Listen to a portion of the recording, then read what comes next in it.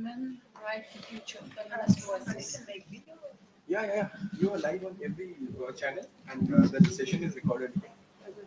How I will hear? You can hear it later. Yeah. Maybe I give you can. Good. For recording. If I give you my phone. Yeah. To record the session, ma'am.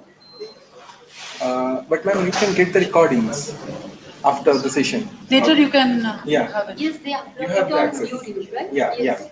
It's totally live on YouTube, and the session has been recorded. Yeah, but YouTube. How I will get you my phone? Okay. Mohili Lipi Yeah, sure. I can record from your phone. Priya Kantha. Mohili Tanaya Ivanova. Tanya. Yeah, I told him your name. Tanya. No, that is an Oriya we say, no? Tanya. Tanya. Yeah, Tanya. Guys. Women Write the Future. Feminist Voices in Contemporary Literature.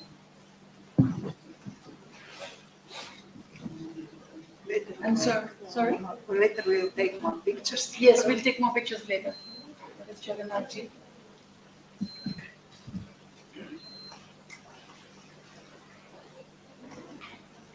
So we have until 1:30, right? Sorry? We have to have the session until 1:30. 1:30. We'll just chat till then. Yes, yes. We'll just chat. Okay, yeah, that's fine. Great. Okay. What you start kariba? Yeah. It on achi? Yeah. Hello, dear friends. A very good afternoon to all of you. And today we are going to talk on a very interesting topic: women write the future, feminist voices in contemporary literature. And I'm Lipi Parita, and I present Tanya Ivanov and Kanchana Priyankatha to all of you. Kanchana is from Sri Lanka, and Tanya is from Bulgaria. And today they're going to be sharing very important thoughts on the importance of feminist voices in contemporary literature. So, Tanya, I would first like to begin with you and ask you, how important do you think are women in our society? And do you think they write the future of our society? I think that women is very important because the woman is the person who give life. We should start from there. Yes. And many years this was not recognized, the power of the women. Now it's time to be again in our power, because women is the mother. Yes. The earth is women. Yes. So, friends, we have Tanya from Bulgaria telling us that woman is the ultimate power. She's the earth, she's the mother, and for a very long time, we have been forgetting this, to know that the woman is the source of all creation and all power. It is therefore a woman who writes the future of our times. Yes, Tanya? No, I only want to add, I'm not feminist. I don't move something. We are equal, men and women. Only that during many years, the woman was in silence, in shadow. Now we should walk together, equality. So friends, Tanya has come up with a very wonderful explanation. She says she's not a feminist because feminism is making women into something smaller. What she advocates is the cause of equality. Men and women are equals. And to say that a woman is not less, because in our times, in our world, the woman has been in the shadows for a very long time. And thus, it is taken for granted that a woman is less. This is what Tanya wants to share with us, that she believes that both men and both women are equal. So, this is her point. And Tanya's beauty is, I think, proof of the fact that woman power is really a very potent power, a very great power. It is the woman who creates, it is the woman from whom life springs forth. And then we have with us Kanchana. Kanchana is from Sri Lanka. So let's hear what Kanchana has to say about women writing the future and the feminist voice in contemporary literature. Kanchana, what do you have to say, please? Lipi, thank you for the question. I have a different opinion on feminism. When it comes to feminism, I think that most of us have a misunderstanding towards it.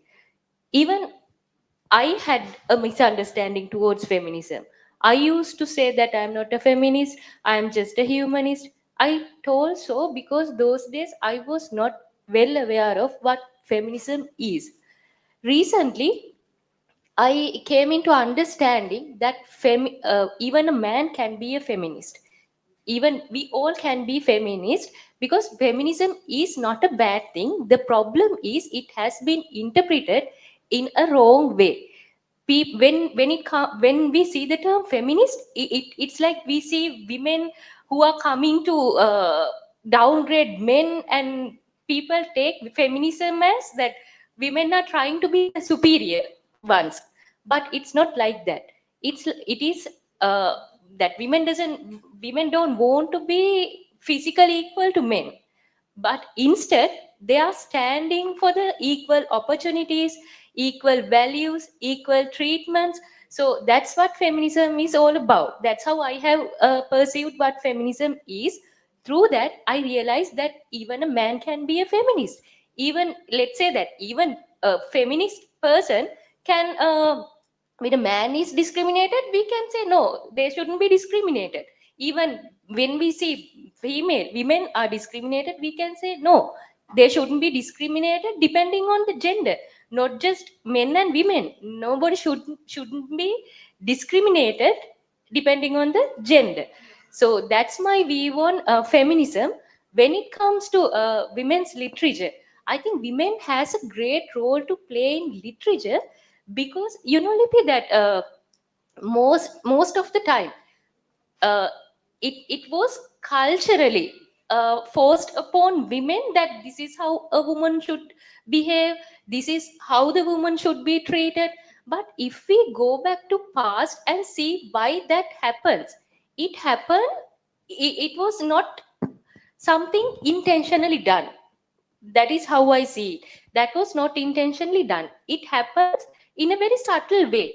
Let's say that when we go back to the past, uh, so the roles were divided between men and women. So men took the opportunity to go out and hunt and be the protector of the family. So the woman has to stay inside, stay at home, and take care of the children and do the household work. That's how the roles were divided at the beginning of the humanity, let's say like that. So but what happened after that was, even when the society was evolving, those roles were forced upon women. They thought that just because that's how the things were started, uh, it has to be continued. But everything changes with time. Even though we say history repeats, it doesn't have to repeat that way. Everything can be changed timely.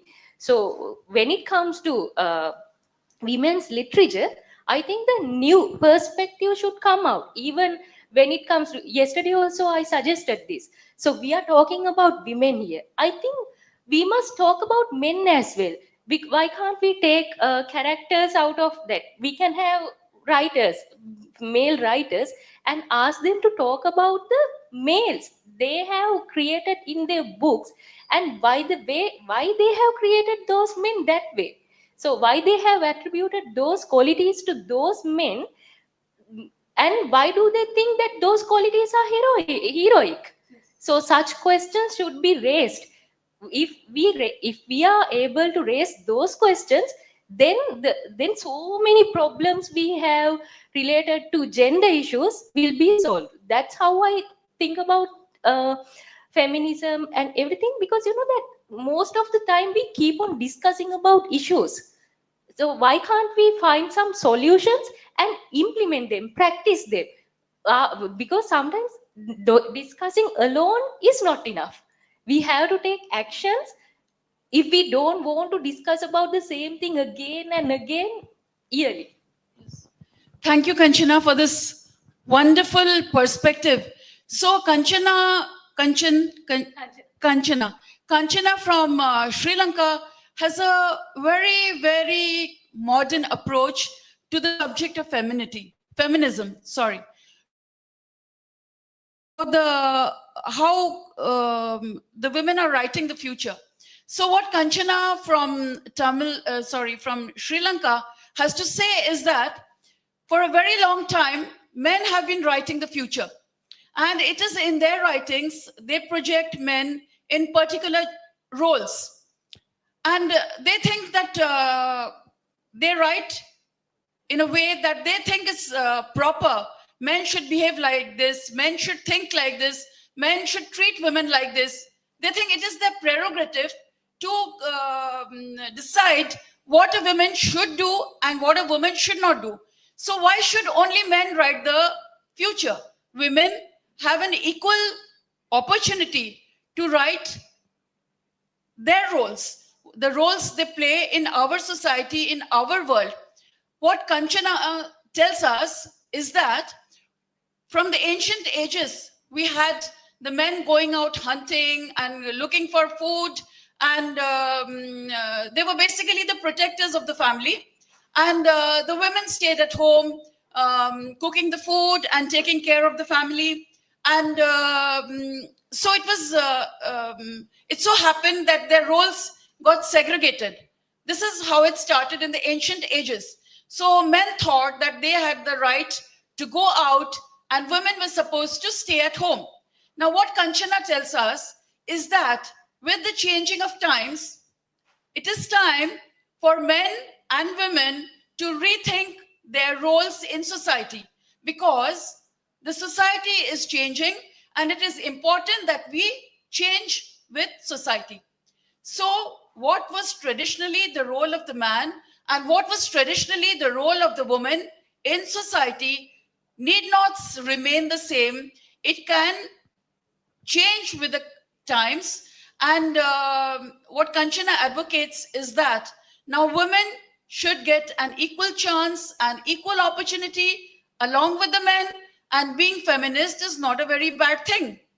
Basically, being feminist is being equal, men and women being equal, getting equal opportunities, getting equal rights. It does not mean that men and women have to have the same physical strength or they have to be, physically the same.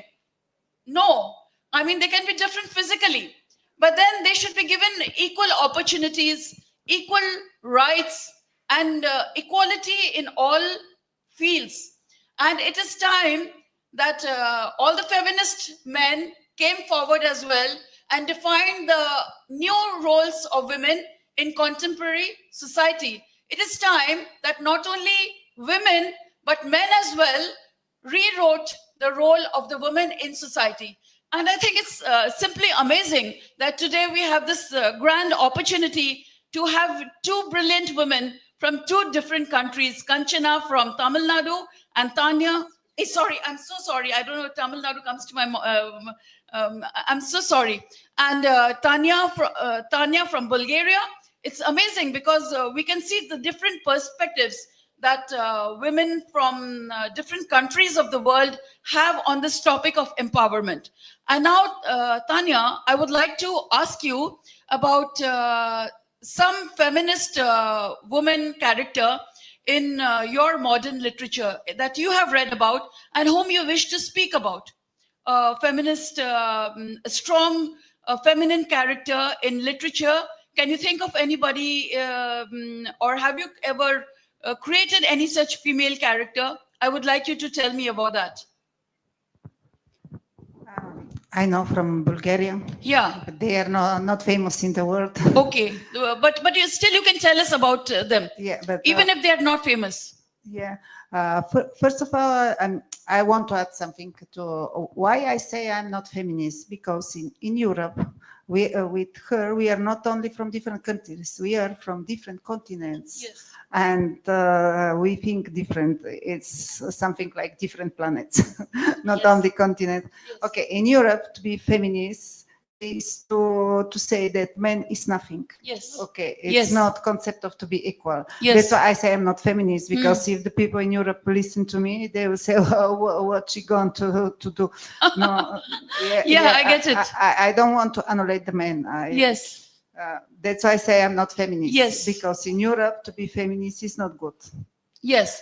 Because say woman is everything, man is nothing. Okay, we don't need men. This they say. Yes, I understand. So I'm not agree with this. Yes. So we need the yes. men to be together, to work with us, to help us in everything, but to share opinion, not men say, this is good, this is not good. Okay, we should think what is better for both of us, not Yes. not men say, you should do this, you should dress like this. Okay.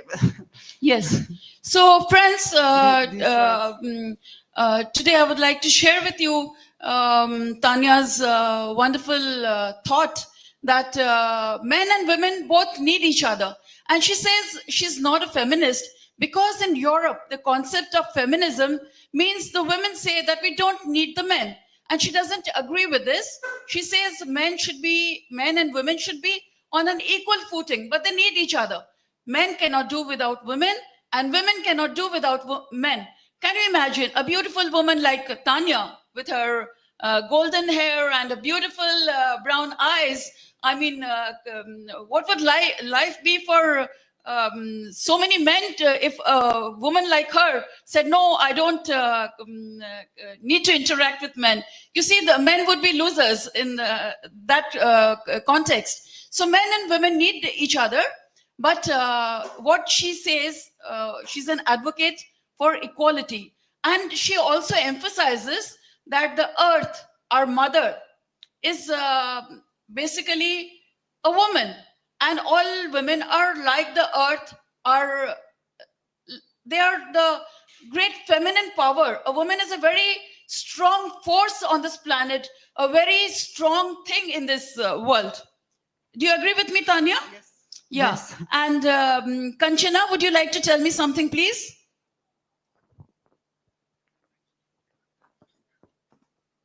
On the same question. No, see, today the topic today is that women write the future. Basically, the future is going to be written by women. And we would like to discuss the feminist voices in contemporary literature. Would you like to discuss about some feminist voice in contemporary literature?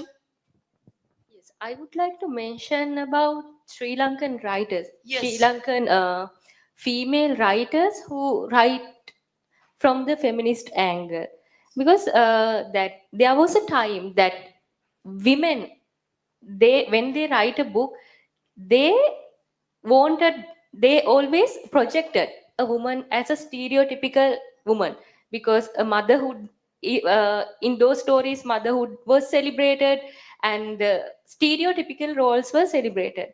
I accept that motherhood should be something which is celebrated and respected, but when it comes to modern world, we see that not everyone's choice is to become a mother, not everyone's choice is to become the president. There are different choices, and different women have different opinions on things. So I think we must be able to, the society must be able to respect different opinions, because it's their life, and as long as they don't try to force their opinions on others, it's all right. So when it comes to contemporary women writers in Sri Lanka, I would like to mention, we have a writer called Katyana Amarasinghe. She has written so many novels about how woman empowerment is important to in order to develop a country. So most of the time, that even in Sri Lanka, women tend to stay at home. Even the government spend a lot on their education. I think most of you know that Sri Lanka offers free education until tertiary education. So if a woman decides to stay at home, the money, the investment invested on the education of a person goes waste. So that shouldn't happen. They must contribute to the economy. If we look at the economically developed countries, the economical contribution of women is high. So she has pointed out that aspect in her stories. So when it comes to my writings, I also make sure that the women most I always portray women as strong characters, strong in the sense that they don't go out and fight with men. I don't mean strong by that sense. Being strong is being able to stand on your own, stand on your foot, and tell what you believe and be empowered the way you want to be empowered. Not every woman has to follow the other person, so they can have their own say only if they are empowered. If they are not empowered, if they are not educated, if they are not properly exposed to the world, they will have to follow what other people say because they don't know anything. It happens not only to women, it can happen even to men. So no matter to whoever it happens, if it happens, that the repercussion consequences of that is not a positive thing. So that has to change, so that men and women must work together, share their lives together. Then only the beauty of the uh, existence can is visible. But the problem is that most of the time there's a invisible rivalry among these two groups, and the reason for that is, I think, power. That even when it comes to gender roles, there are power politics. So if you just dig inside your thinking patterns, we can see sometimes it's all about power. Who takes the decision? Whose decision will be implemented? So those things will be discussed. So Kanchana came up with a very interesting take on the role of men and women in our contemporary society. What Kanchana says is that there has been some kind of rivalry between the two sexes, between the men and the women. She says that even if men were to stay at home and not go out to work and not contribute to the economy, they would also become repressed, they would also become weak. So the Sri Lankan government spends so much money on the tertiary education of the women, but still so many women stay at home. It is high time that the women went out, worked for themselves, contributed to the economy, stood up for themselves, and raised their voices. It's time for them to be an active player in the economy, in the country. And even if men did not go out to work and just stayed at home, not contributing to the economy, their position would also be a very weak one. So this is what Kanchana wants to tell us, that women should go out, work, stand up for themselves, make themselves empowered, contribute to the economy, and who is going to make choices about the future? Not only women, men as well. Men are already making the choices, but it is high time the women join them to raise their voices, to contribute to a wonderful future. And then we come to Tanya. Tanya, would you like to say something, please? Yes, I want to say something that in Europe is different way. Many women work more than men, and there is a lot of businesswomen, especially in Bulgaria. I know a business society of women, and every time men work less. Every time men waiting to women to feed them. This is Europe. Maybe she doesn't know what is the Europe. That's why we have other problem. The men become lazy. Men don't want to work, only want to live and to drink.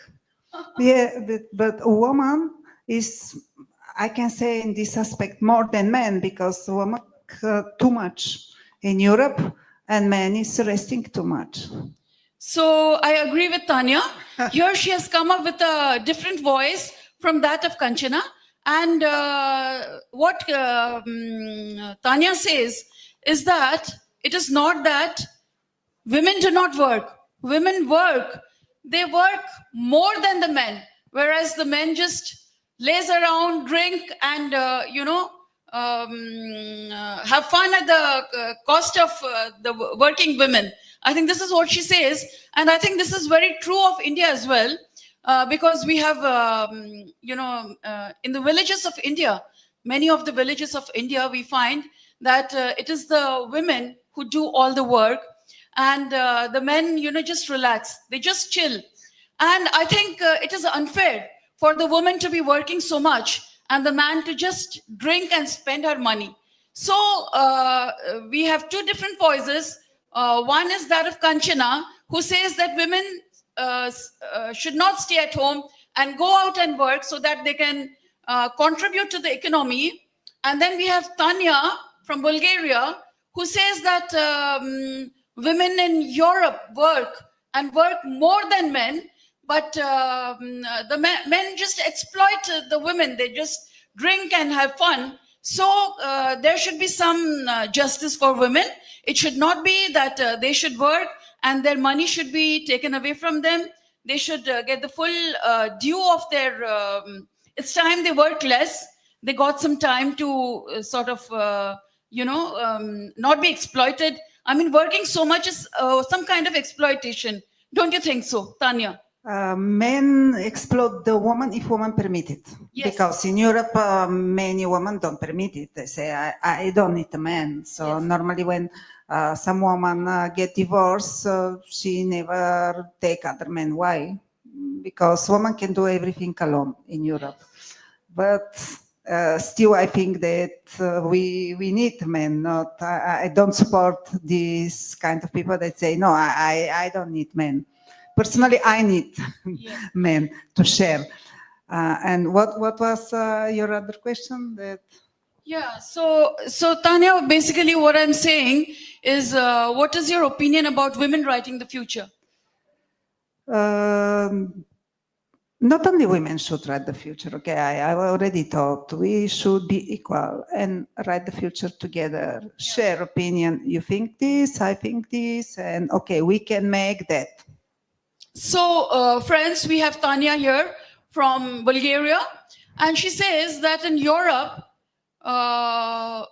women don't let the men exploit them. And it is not right that women should let men exploit them. The men can exploit them only if the women allow it.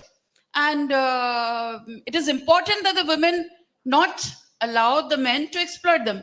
And Tanya says that in Europe, women are so strong, they can do everything themselves. But still, they need men. So friends, on the other side of the Mayfair Convention Center, in the Central Hall, we were having the Travancore princess in conversation. And theirs is a matrilineal society, the Travancore royal family of South India, they own the Padmanabhan temple. And the princess was talking about the matrilineal society. So the moderator asked her that if you're a matrilineal society, matrilineal means the woman runs the show. The women are the most important people in that society. So the moderator asked the princess that if your society is a matrilineal society, why is it that your kings are always men? So here we have Ivana's answer, that no matter how strong women are, they still need men. And the women of Travancore, of the Padmanabhan royal family, they, which runs this matrilineal system in South India, they believe that men should get the feeling that they are also important to women. Even when women are deciding and doing everything themselves, they should still make the men feel wanted. The men should think that we are as important as women. So here we have our ancient Indian culture matching with Tanya's strong modernist European approach. And Kanchana, what do you have to say about what I said about the Travancore prince's opinion about men being made the kings, although it's a matrilineal society?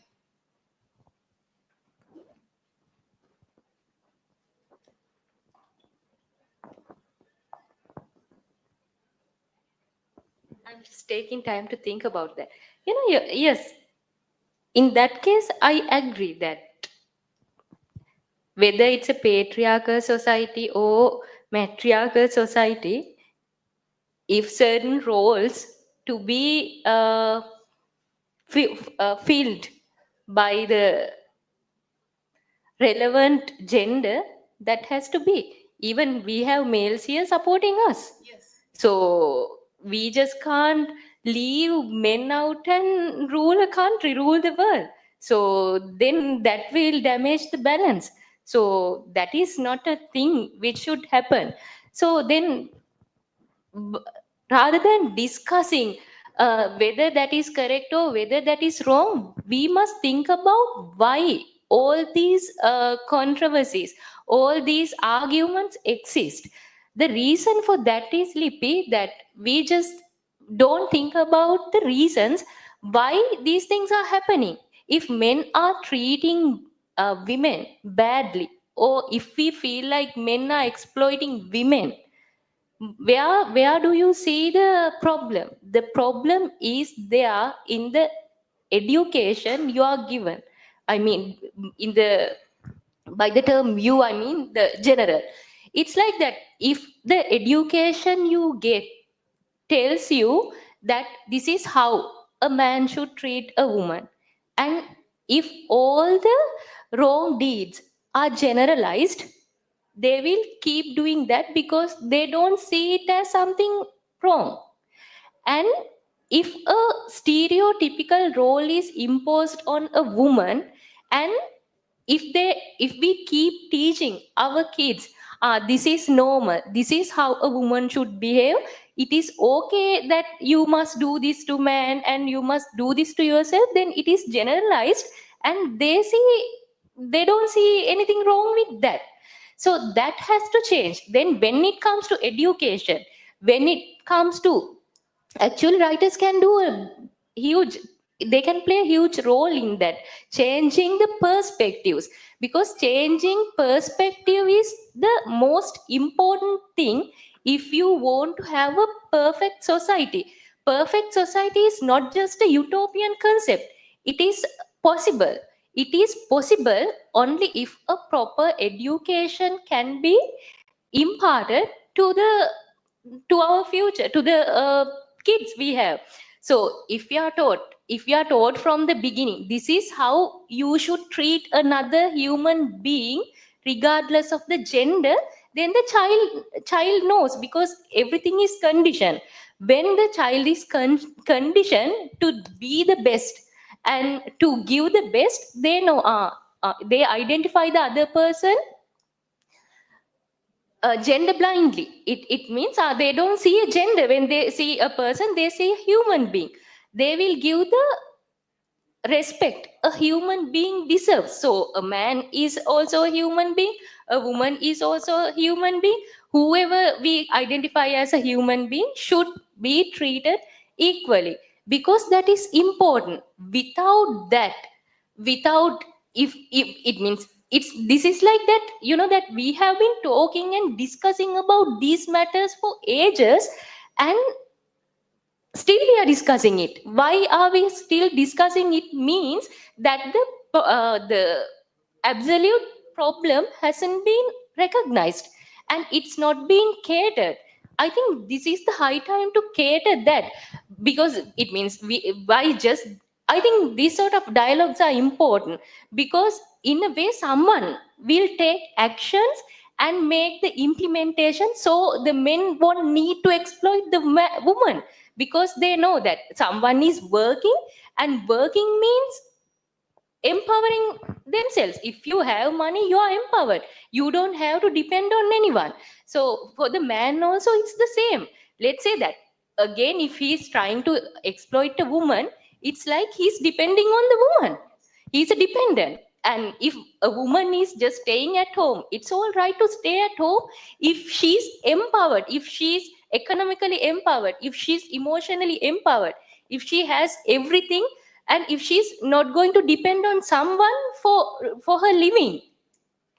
Otherwise, just think that if she stays at home and if she has to depend on someone, if that someone dies or leaves that woman alone, what will happen to her?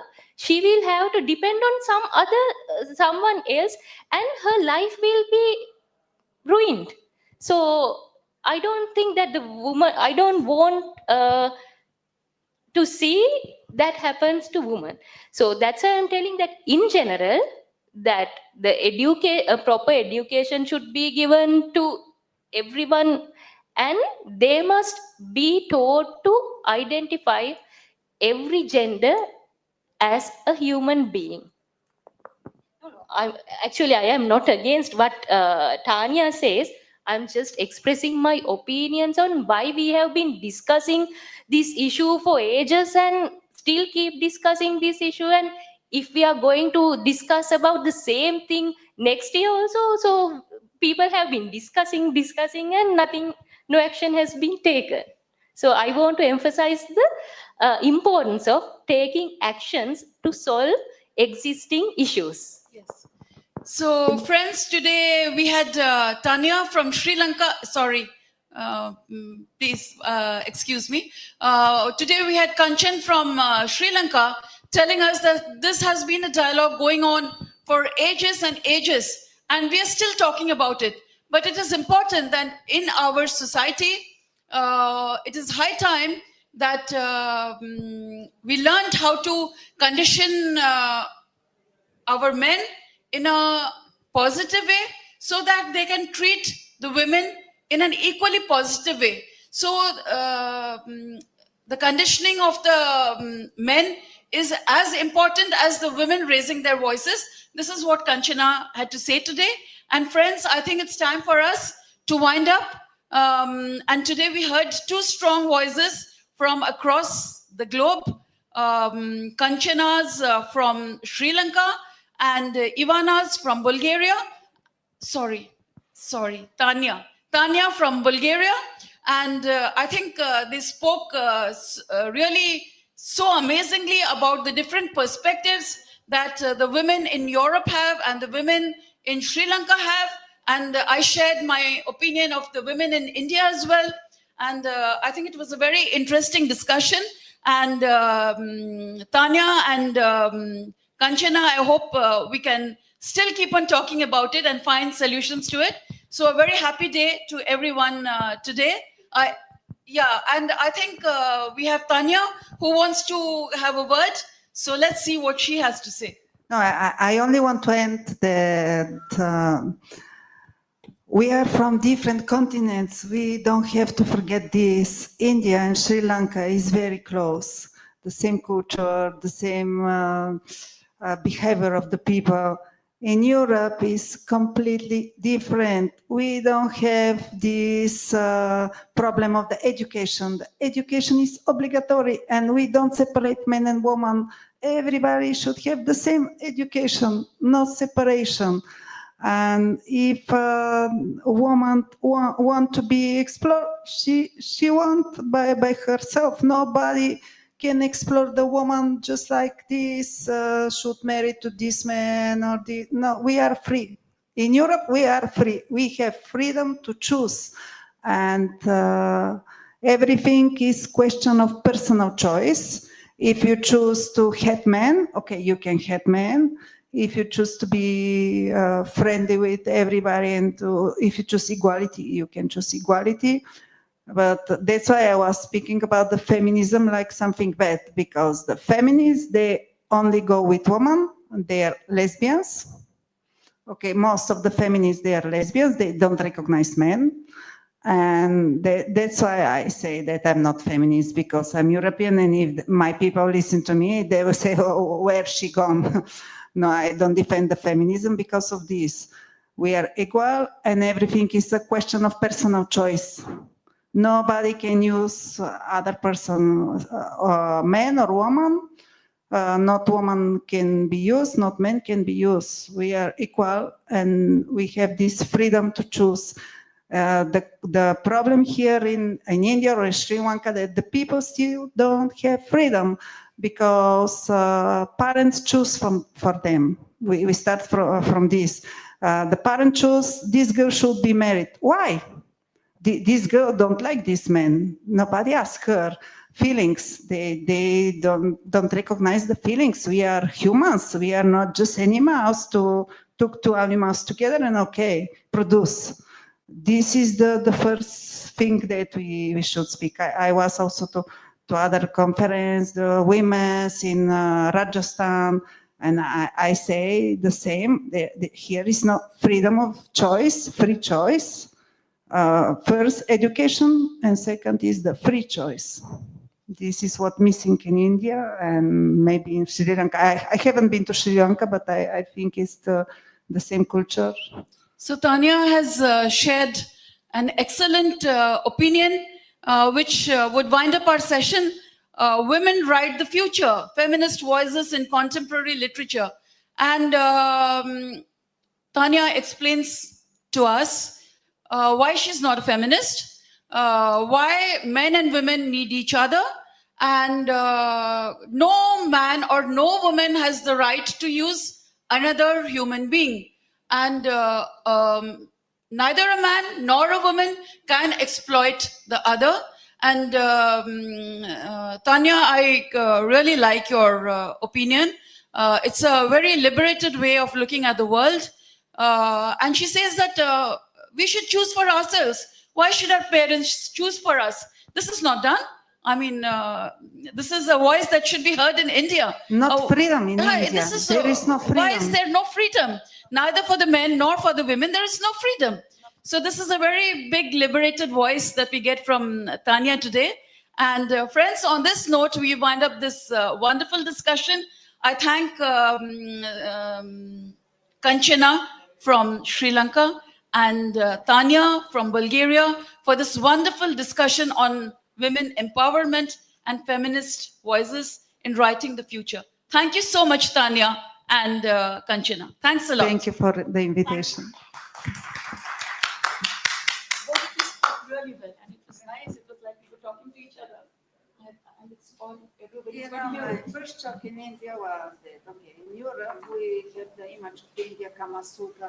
I come here and the love is forbidden. The love is forbidden. Oh my it's criminal to love. Do you want to share your number? Yes, I will share. Yeah, Let's make come to make from closer, also because the picture from